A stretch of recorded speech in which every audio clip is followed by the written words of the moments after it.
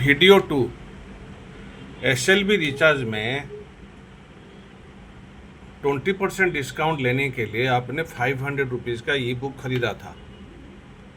मैंने आपको बोला था अगर आप चाहते हो इनकम करने के लिए तो 2 टाइप्स ऑफ इनकम यहाँ पे आपको मिल सकता है, लेकिन आपका इच्छा ये है कि आपका जो व्हाइट लिस्ट मिला है आपका आईडी के अंदर, वो व्हाइट लिस्ट में आपका रजिस्टर मोबाइल नंबर ये है पहला वाला। दूसरा जो तीसरा है वो दोनों को आप रिचार्ज करना चाहते हो लाइफ टाइम 20% डिस्काउंट में। तो कंडीशन क्या जानते हैं? 2 आदमी को आपको रेफ़र करना पड़ेगा। रेफ़र करने के बाद यहाँ पर आपका वाइफ, आपका जो DTH, ये दोनों का नंबर यहाँ पर आप एडिट कर सकते हो और रिचार्ज कर सकते हो।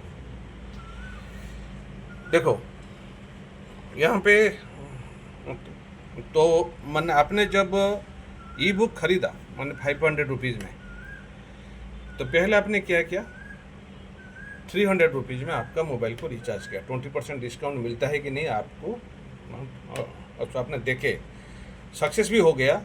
आपको 300 का 20% 60 रुपये मिल गया। लेकिन कहाँ से मिला? रिचार्ज पॉइंट से मिला। ठीक है, 500 माइनस 60 बोलो 440 रुक गया उधर कूपन, लेकिन आपको यहाँ पर 60 रुपीज़ मिल गया। 5% डिडक्ट होने के बाद आपने मेन वॉलेट को ट्रांसफ़र करके ले आए 57 रुपीज़। ठीक है, नेक्स्ट आपने क्या किया ना, एक आदमी को जोड़ा, पहला आदमी को आपने जोड़ा। जैसे ही आपने पहला आदमी को जोड़ा 500 रुपया में, तो आपको कमीशन मिला 210। तो 500 से 210 माइनस हो जाएगा और क्या कूपन, तो कहाँ के रुकेगा? इधर रुकेगा, अर्निंग वॉलेट में जाके रुकेगा। 210 से आपने 5% एडमिन चार्ज दे दिया, 199.50 पैसा आके मेन वॉलेट में रुक गया। फिर आपने क्या किया ना, सेकंड आदमी को जोड़ा 500 में, तो आपको फिर एक बार 210 रुपये मिल गया। तो 290 था पहले, 290 से 210 माइनस हो गया, तो आपका 80 रुपीज़, सॉरी 80 पाउंड यहाँ पर रुक गया।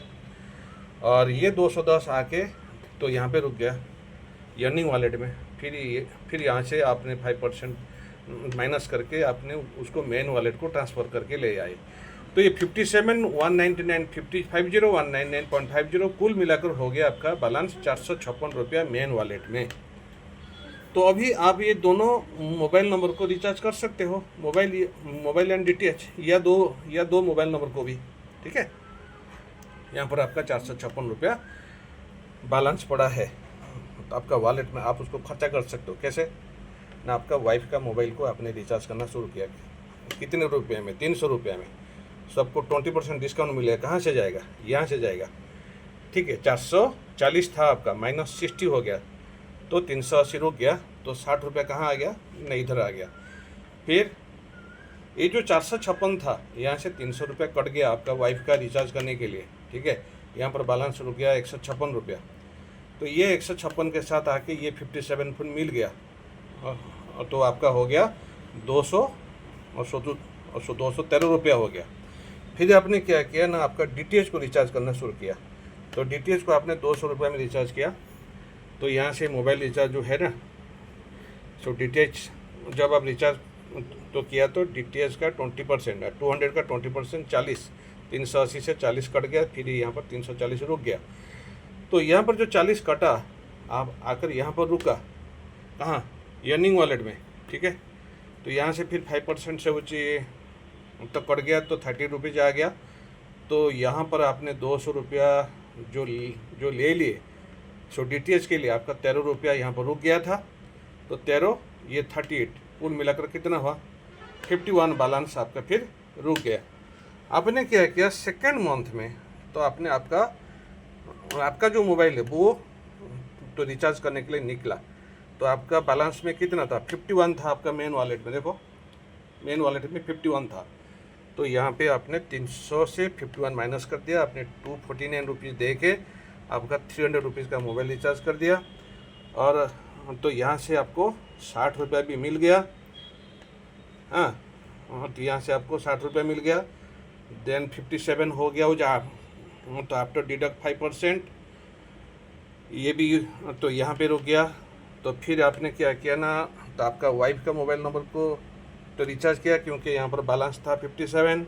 तो 300 माइनस 57 हो गया कितना, 243 रुपया दे के आपका वाइफ का मोबाइल को रिचार्ज किया 300 रुपया में। तो यहाँ से भी 60 रुपया भी वो चला इधर, फिर 57 रुपीज़ रुक गया। फिर सेकंड मेथड में तो आपने जो आपका DTH है तो उसको आपने रिचार्ज किया 200 में, फिर तो यहाँ से है 57, तो 200 से 57 माइनस करने के बाद तो आपको देना पड़ा 143। तो 143 देने के बाद आपका 200 हो गया। तो 200 से आपने मोबाइल DTH रिचार्ज किया, ठीक है। तो 200 का 20% तो 40 कूपन कटेगा। तो यहाँ पे आपका 38 रुपीज़ आपका रुक गया। तो ये है लास्ट, ठीक है। तो यहाँ पे आपका कूपन रुक गया है 180 और यहाँ पे 80। इसके बाद आप रिचार्ज या रेफ़र करोगे तो आपको टॉपअप करना पड़ेगा, राइट। ये था मैकेनिज्म। तो आपकी वाइट लिस्ट में 3 नंबर को अगर 20% डिस्काउंट सब लेना है तो 2 रेफ़र करना होगा। इसको लेके तो ये जो मैकेनिज्म मैंने आपको समझाया, तो मैं आशा करता हूँ आप थोड़ा समझ गए होंगे। धन्यवाद।